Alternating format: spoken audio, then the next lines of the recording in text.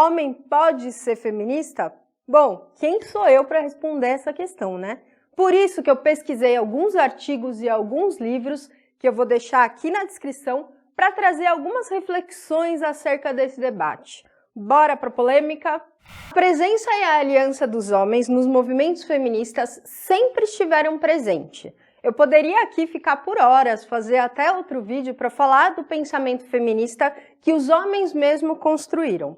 Mas quais seriam os limites e as possibilidades do reconhecimento dos homens como sujeitos na luta feminista por justiça social com equidade de gênero? Essa discussão parece super recente, mesmo porque a gente tem ouvido falar muito atualmente. Mas, como eu já falei, como os homens sempre estiveram presentes nas lutas feministas de alguma forma, mesmo que em um pequeno número, então essa questão é muito mais distante do que a gente imagina. Ela começa ali no comecinho da primeira onda. Já na primeira onda feminista é possível notar a atuação dos homens. Quando a gente fala de feminismo, a gente periodiza por ondas. Então a gente vai falar da primeira, da segunda, da terceira. O que quer dizer onda? É esse momento de efervescência política onde as lutas feministas vão adquirir alguma demanda e elas vão se levantar para lutar por alguma coisa. A primeira onda aqui no Brasil, ela vai de 1850 até 1940 e a principal reivindicação é pelo direito ao voto. Essa onda é composta principalmente por umas mulheres da elite intelectual. Então ali a gente vai ter mulheres muito estudadas, mas a gente vai ter também donas de casa da classe média, vamos ter médicas, advogadas, professoras, e sim, a gente vai ter homem também dentro desse movimento. Uma coisa importante para a gente pensar é que uma das estratégias que elas utilizam para disseminar o pensamento feminista é a edição de jornais feministas. E a gente vai ver que em muitos momentos os homens vão assinar artigos reivindicando o direito das mulheres, sobretudo em relação à educação nesses jornais. De 1930, 1940 até 1975, a gente tem o que a gente chama de segunda onda feminista. E as mulheres continuam editando jornais, criando conferências, congressos sobre a educação. Elas chamam os homens, convidam os homens muitas vezes para participar dessas conferências, e é aí que surge também o período da ditadura militar, em que as mulheres vão incorporar sensivelmente a essa luta pela democracia, junto aos partidos políticos, às vezes às igrejas, ligado à ala progressista, tanto da Igreja Católica como da Igreja Protestante e também dos movimentos sociais. Chegamos então na década de 80 e eu vou dar uma atenção especial aqui. Porque nessa época vão surgir várias revistas e nessas revistas é que a gente vai ver o debate sobre a participação dos homens nos movimentos feministas. Então aqui é que vai acontecer. E eu vou falar sobretudo de um debate, de uma treta, uma disputa que surgiu numa revista chamada Mulheril. E eu peguei essa treta e esse debate em um artigo que me acendeu uma grande luz para poder trazer essa discussão para vocês. Por isso, eu faço questão aqui de dar crédito para esse artigo, que foi muito interessante para pensar essa questão. O artigo que eu peguei, então, é dos Cadernos Pagu, que é uma revista online e que dá para a gente acessar gratuitamente, que vem dos Núcleos de Estudo sobre Gênero da Unicamp. O nome do artigo é Homens e o Movimento Feminista no Brasil, Rastros de Fragmentos de Memória, e a gente tem 3 investigadores, que é a Mariana Azeredo, o Benedito Medrado e o Jorge Lira. Começa que é nessa revista Mulheril que a gente vai encontrar a primeira referência acerca de um grupo só de homens aliado ao pensamento feminista. O grupo denominado Grupo Masculino de Apoio à Luta de Mulheres, formado por intelectuais, escritores e jornalistas. Mas vamos para a polêmica para a gente poder compreender o problema e produzir algumas reflexões.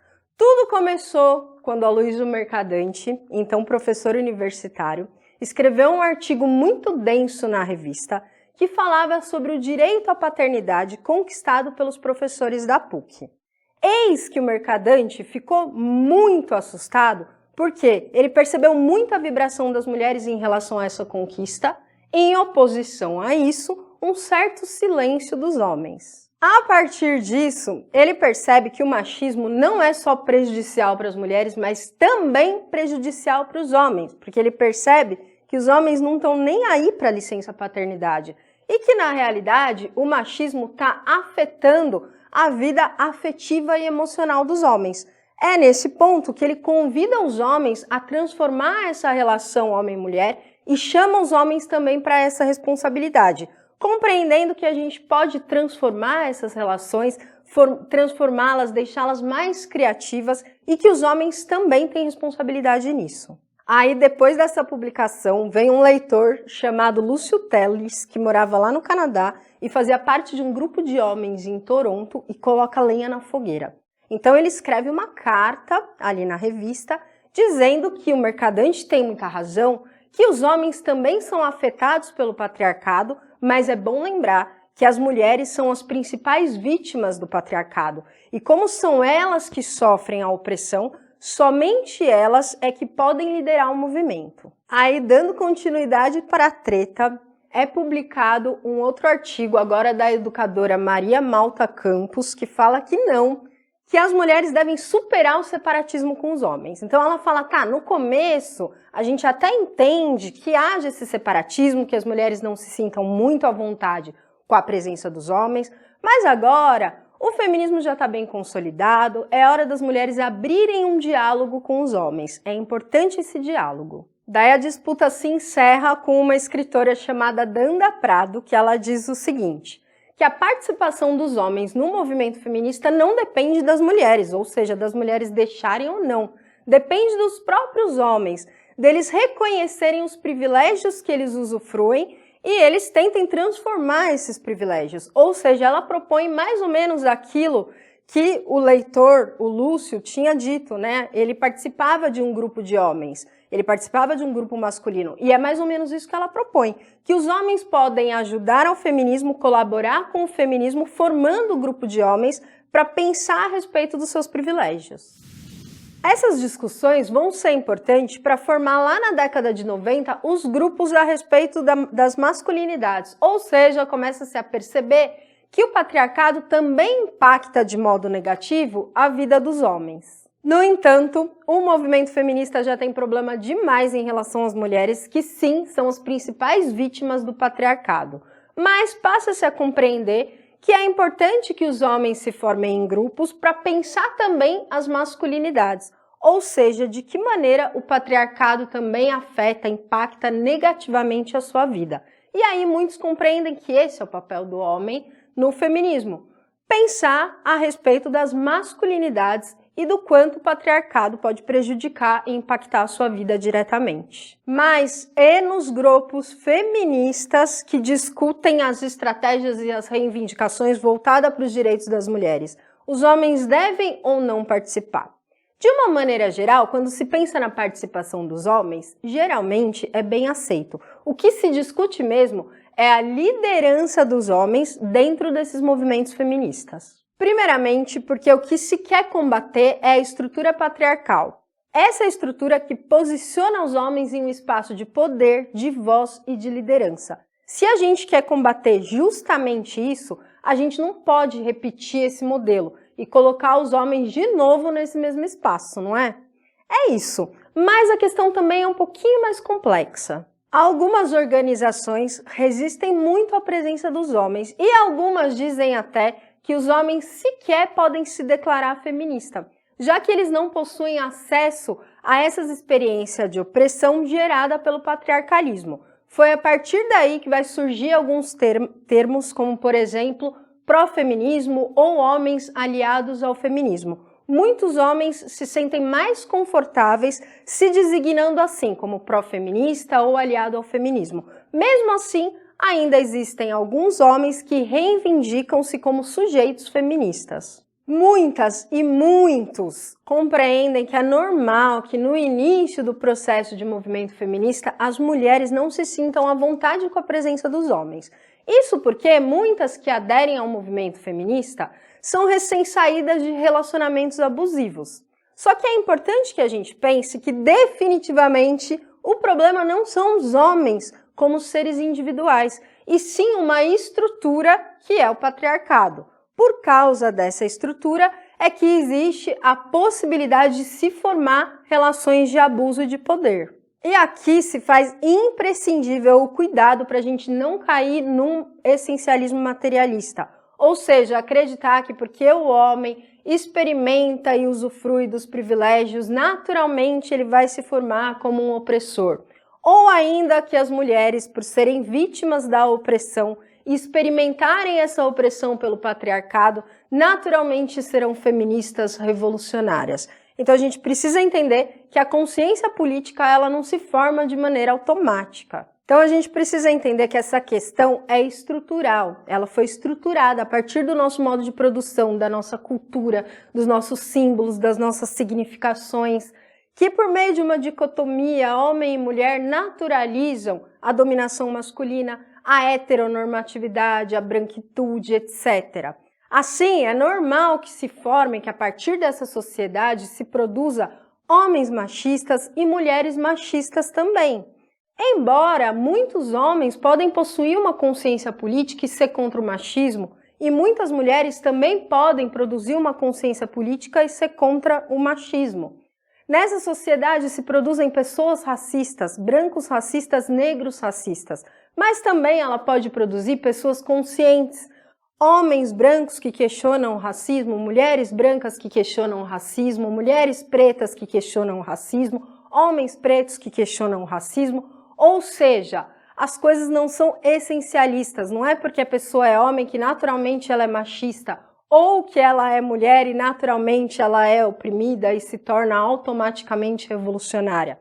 É necessário a gente entender que a produção da consciência política nunca é automática. Um homem provavelmente não tem competência para definir as demandas do movimento feminista, simplesmente porque ele não sofre as opressões na pele, mas ele tem capacidade intelectual suficiente para poder compreender quais são os problemas gerados pelo patriarcado. Os homens podem compreender o problema das mulheres, os homens podem ler as mulheres, ouvir as mulheres, podem e devem disseminar o feminismo. Assim, a gente precisa entender que a aliança com os homens é imprescindível, mesmo porque o mundo é habitado por homens e mulheres. E o feminismo, ele corresponde justamente a uma crítica ao machismo, ou seja, o que ele pretende é justamente se opor a essa lógica, ou seja, buscar justiça, igualdade, ou melhor, equidade de gênero e etc. Mas, se homens e mulheres podem ser antipatriarcais, por que então, afinal, os homens não podem liderar os movimentos feministas? Então, primeiro é aquilo que eu já falei.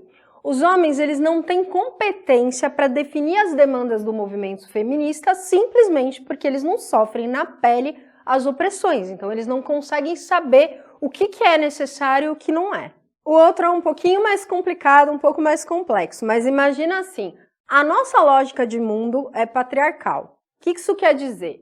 Que os homens foram socializados para dominar e eles se sentem confortáveis nessa posição, e as mulheres foram socializadas para serem dominadas, e muitas vezes elas se sentem confortáveis nessa posição. Às vezes, e relatam algumas ativistas feministas em meio a reuniões que são mistas, às vezes essa estrutura que se quer combater tende-se a reproduzir no próprio movimento, porque muitas vezes os homens estão acostumados a dominar, a determinar o que é certo e o que é errado, e muitas vezes as mulheres estão acostumadas a se calar. Aí o que acontece? A gente tem ali no próprio movimento aquilo que está querendo se combater se reproduzindo, e aí começa uma discussão e a causar um tipo de debate que muitas vezes é desnecessário, começa a desgastar as reuniões. Porque as mulheres ficam tentando combater a dominação dos homens e os homens ficam tentando mostrar que não é assim. E, enfim, gera-se ali uma discussão desnecessária e que não é exatamente importante para o movimento. Enfim, definitivamente, falando mais uma vez, o que homens e mulheres precisam compreender é que os movimentos feministas não são anti-homem, eles não visam combater ao homem, mas sim ao sexismo e ao patriarcado. Muitas vezes, de forma até maldosa, a mídia propaga que os movimentos feministas são movimentos anti-homem, mas não, muito pelo contrário. O que elas estão querendo combater é essa sociedade hierarquizada e que termina sendo prejudicial tanto para homens quanto para mulheres. Tanto para os homens quanto para as mulheres, mas obviamente não na mesma proporção. E aí eu vou chamar a atenção aqui para um pensador que eu também retirei daquele artigo lá, que é o Michael Kaufman, que é um pensador que se autodeclara pró-feminista e que ele também compreende que o patriarcado prejudica muito mais as mulheres, mas ele admite que o patriarcado também prejudica os homens. Por quê? Ele entende que o patriarcado é uma estrutura de dominação, e de uma dominação dos homens sobre as mulheres, mas também de uma dominação de homens sobre homens. Por quê? É uma estrutura, acima de tudo, hierárquica. Então a gente vai ter dominação sobre as mulheres, mas a gente vai ter também dominação de homens sobre homens, e dentro do patriarcado, os homens também serão subordinados. O patriarcado seria, sobretudo, uma hierarquia entre as diversas formas de masculinidade. Então ele também ofereceria custo aos homens, oferecendo, sobretudo, um modelo ideal de masculinidade que seria inatingível. E só os homens que atingissem esse ideal de masculinidade é que deveriam ser respeitados dentro desse sistema. Nessa medida é que a gente pode introduzir aqui o pensamento da educadora Bell Hooks, que defende que o feminismo é para todo mundo e ela convida todos e todos a combater o patriarcado, a dominação masculina e o sexismo. É dessa forma também que a Bell Hooks compreende que o patriarcado é um sistema de hierarquia e, mais ainda, ela pensa que o patriarcado está dentro de uma ética da dominação, onde os poderosos teriam o direito de dominar aqueles que não têm poder e usar qualquer tipo de meio para poder subordiná-los.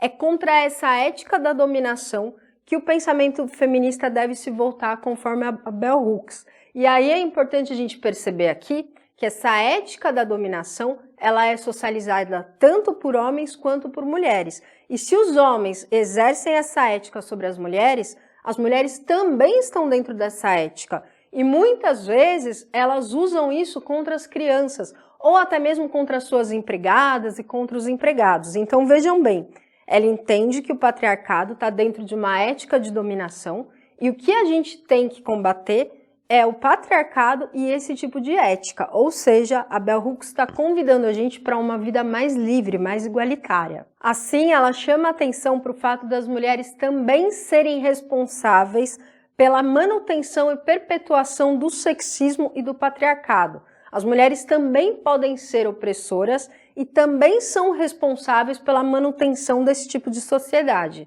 Os homens, por sua vez, podem ser um pouco mais resistentes para essas transformações, já que de alguma forma eles podem se sentir ameaçados. Isso porque o patriarcado produz homens narcisistas, às vezes infantis e muitas vezes dependentes desses privilégios. A personalidade de muitos deles dependem desses privilégios, então a gente pode encontrar ali um pouco mais de resistência para essas transformações.